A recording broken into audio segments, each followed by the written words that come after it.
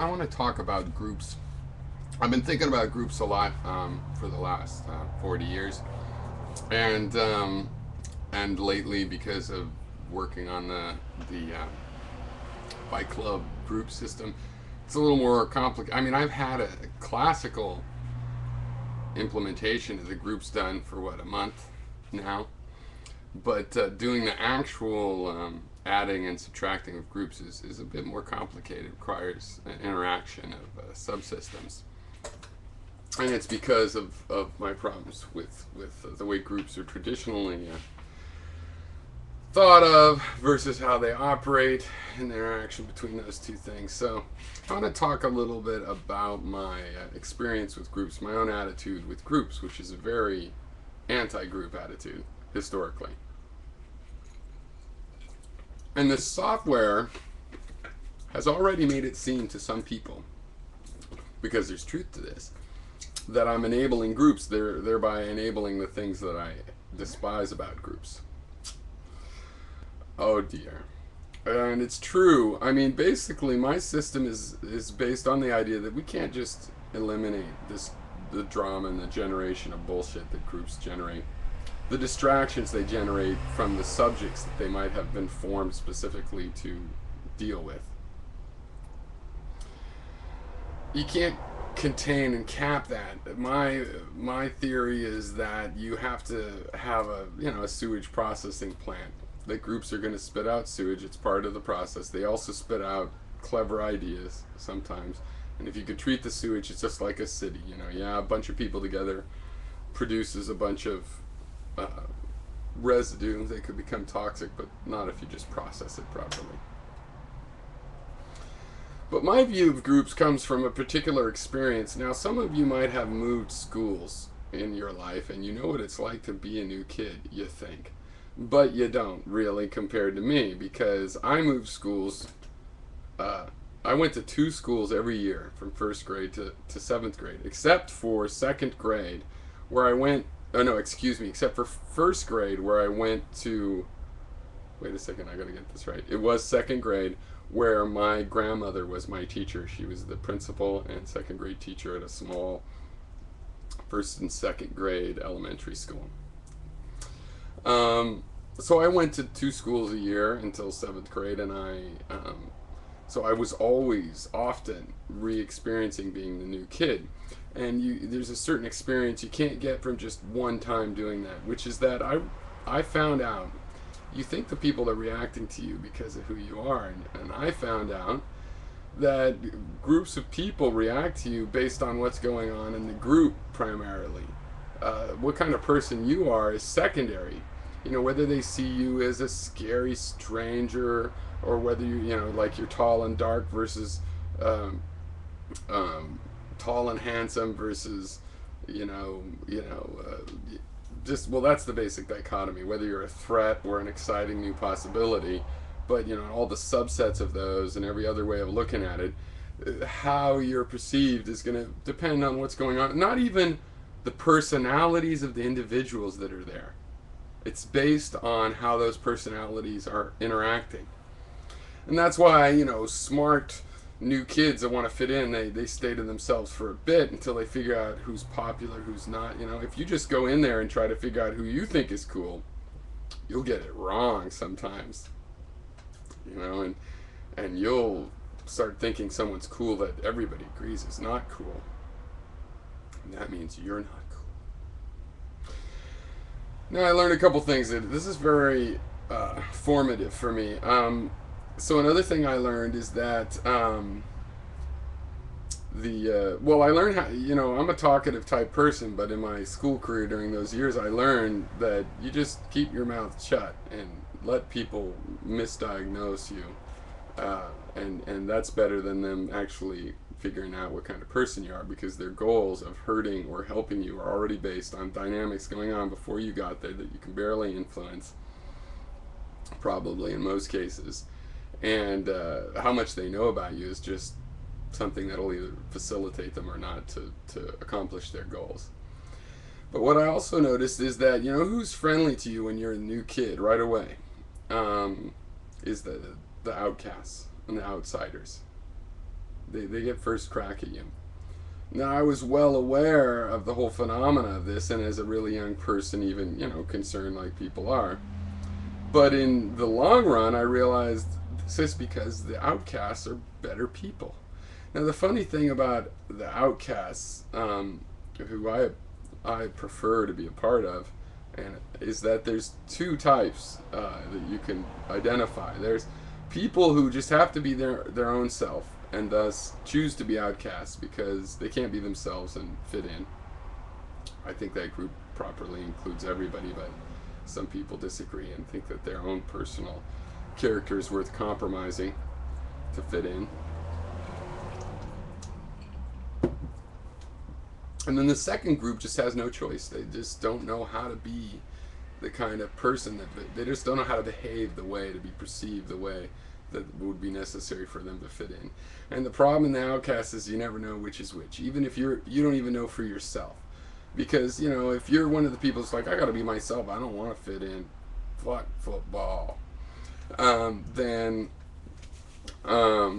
which I love football, but still, fuck football. Anyway, you're not even in a position to know where you fit in, because you're going to have something like, oh, I wish I was invited to that party, or I wish I got some of the perks that the people that fit in get. Maybe I only do this because I have no choice, because sometimes you'll be like, well, I want to, in this case, fit in, I can't, what's going on? And so that's the problem. And there's problems associated with that. Like a very common one I think most people have gone through, even in the mid-level of popularity, status, control, crazy human stupidness, is that somebody in a group of friends perceives, is approached, is courted by someone perceived to be of a higher status, a higher herd status.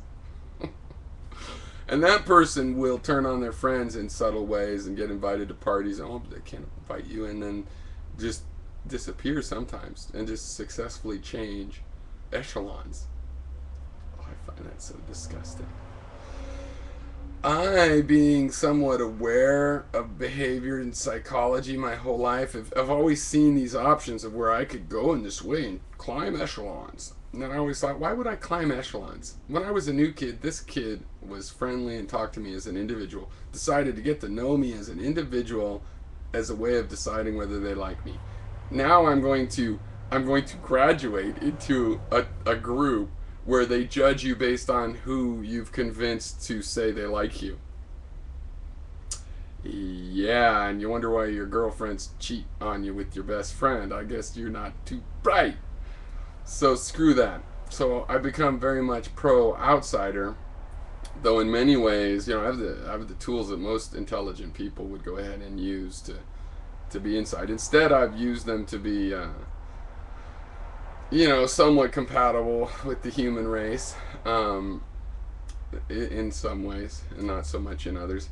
Your problem. But anyway, so so this is my formative view on groups. Now, other views, other experiences, generating views. You've got in activism. I've been at the beginning of groups before. Now, I find another thing that's weird that happens with groups is at the beginning, when a group is actually forming, there's a lot of tolerance, and it's like, yeah, wow, I can't believe you're liberal too because you look like a redneck. I thought you couldn't be. Oh, you support gun control rights and you have long hair. I didn't even know that. Yeah, isn't it great? We believe, we bond.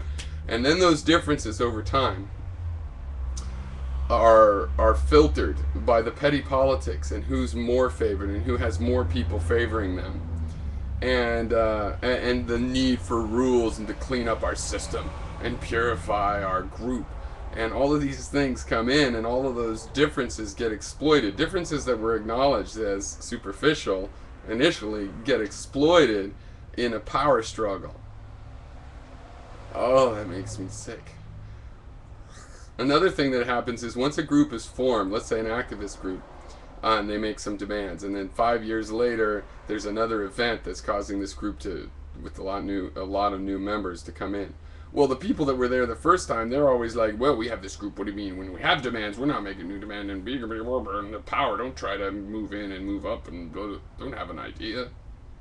they don't they don't they don't realize that they have to organically evolve, and some individual chokes the group dynamic. And yeah, and this just bugs me. It's always bugged me. I mean, when you have a friend that decides they have to be friends. I was in, I think it was 5th or 6th grade, and I was a year ahead, and I had this friend, and I think he was kind of a social echelon climber type person, and but also suffering a little bit of outcastness, and so maybe that's why I befriended him, and I felt a little sorry for him, I guess, in a way. But I remember one day we were going out there to play football, and that was with the kids from a grade lower, and the kids in my grade played basketball at lunch. I didn't want to play. So we're going out to play football. This kid also preferred football. And he's like, "Oh, we can't." And I'm like, "What?" And because they're a grade less, and people will think we're playing with the babies and everything.